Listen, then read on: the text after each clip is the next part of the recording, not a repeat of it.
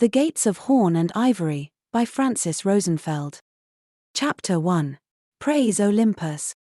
The sun woke her up the next morning, the memory of her dream still fresh.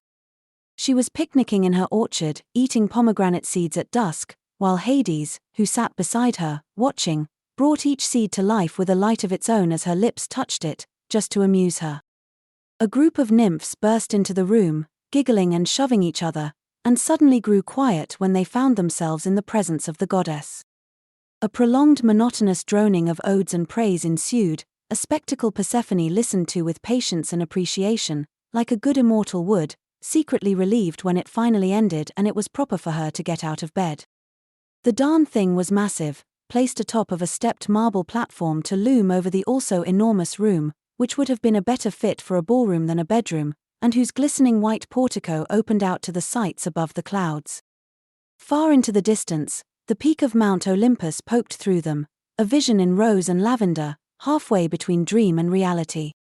Everything in the room was so white it made her eyes hurt.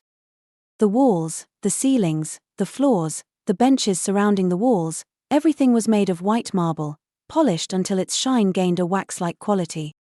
Her bedsheets were crafted from the finest white silk, so soft and light they competed with the clouds she could see through the portico. Large cups and carafes made of the finest silver gleamed on even brighter silver trays, and the air was infused with an intense scent of tuberoses. A singular detail clarified who this sparse white room belonged to: the thick sheaf of barley from the day before, which was standing on its end in one of the marble apses, defying the laws of gravity and balance.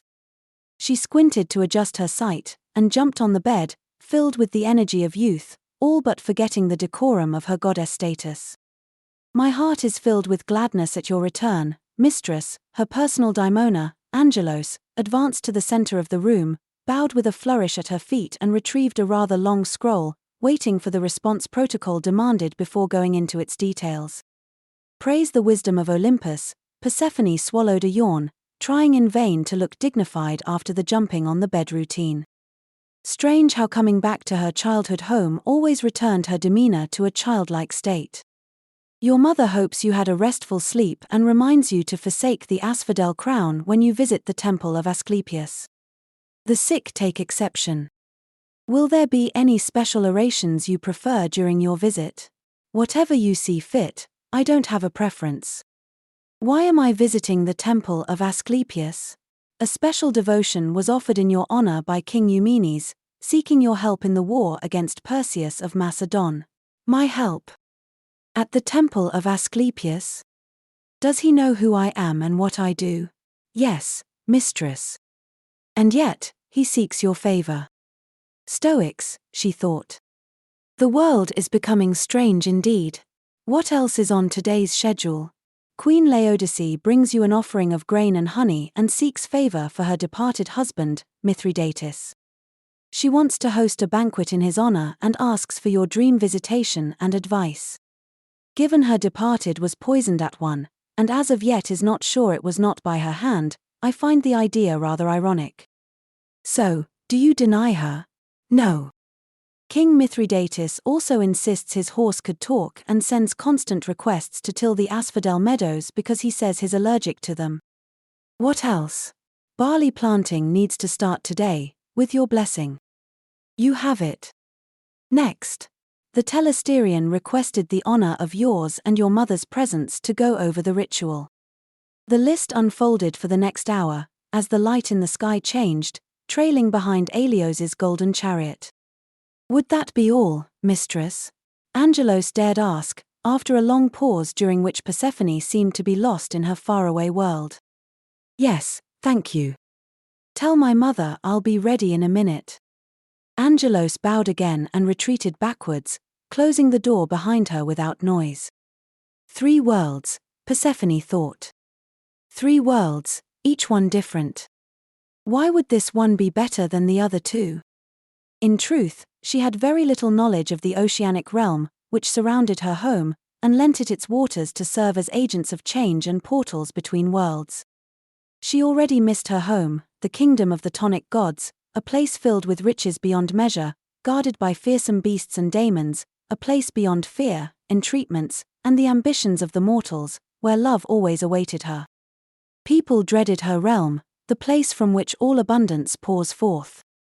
They respected its wonders, but feared them, like people always fear what they don't understand.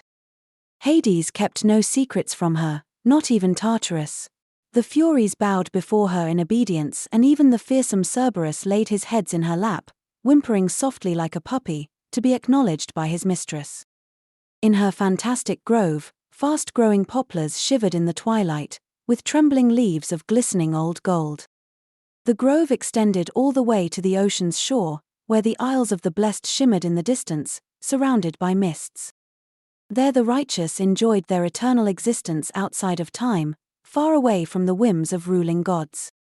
Rubies, garnets, obsidian, and diamonds trimmed the edges of the phlegathon, forged in the glowing river of fire and amplifying its sparkle with the multifaceted mirrors of their crystals. The beautiful river Acheron flowed through dark gorges, disappearing underground in places, only to resurface, surprising, seemingly out of nowhere, bubbling up from the ground in pools and waterfalls and carrying soulful memories in its restless waters. Far into the distance, the fiery pit of Tartarus's volcano cauldron burned eternal, lighting up the night with bursts of molten metal, while slow-flowing lava carved rivulets on its mountainous container, which looked like veins pulsating with the blood of Gaia. In her orchards and vineyards, the branches were heavy with clusters of translucent grapes and overripe pomegranates, whose scent filled the air with honey sweetness, while the bees, her messengers to the world above, buzzed around diligently gathering pollen and nectar.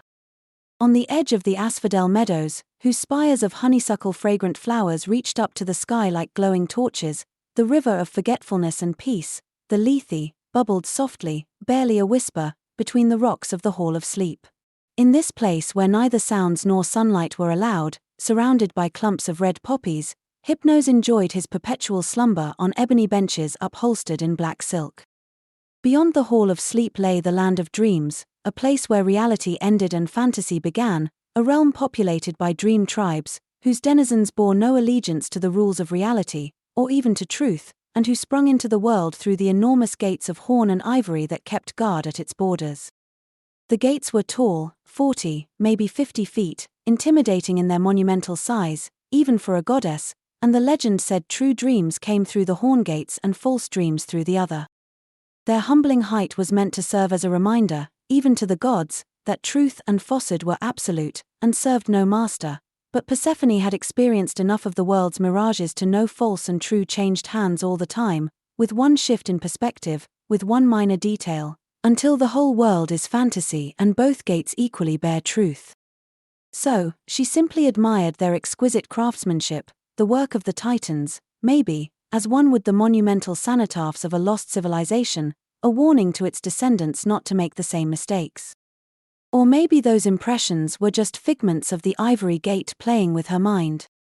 She'd asked Hades what weight should she bear on the omens that came through those gates from the world of dreams, and he shrugged off the answer. Just as the humans, the gods waded through the uncharted waters of reality, gathering knowledge through their own experiences, knowledge which was individual and often impossible to share with another.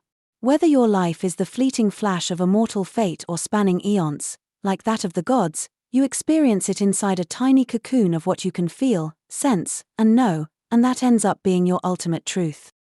She closed her eyes to remember the soothing whispers of the river Lethe, and its familiar image brought with it a deep longing for the warmth and fragrance of her world of twilight, and for a second she thought she felt Hades's hand on her shoulder and turned around, expecting to see him there. "Are you not ready yet? I've been waiting for you. Your handmaiden said you would join me shortly." Demeter entered the room, in the company of the winds. Persephone smiled at her childhood companions, the mischievous anemoi, who used to chase her through the meadows to tousle her hair. The room suddenly became animated by air movement, which parted the clouds to reveal the world below, barely out of its winter slumber. "We should get started." Demeter pointed to their destination on Earth, like one would on a map. "It's a long way to Cappadocia, and we have to stop in Epidaurus on the way back. For you, goddess of the fruits of the earth, your secret rites I will fund. In your shrine at Eleusis shall burn the sacred flame in celebration of your mysteries. Do you hear that?" They already started the ceremony.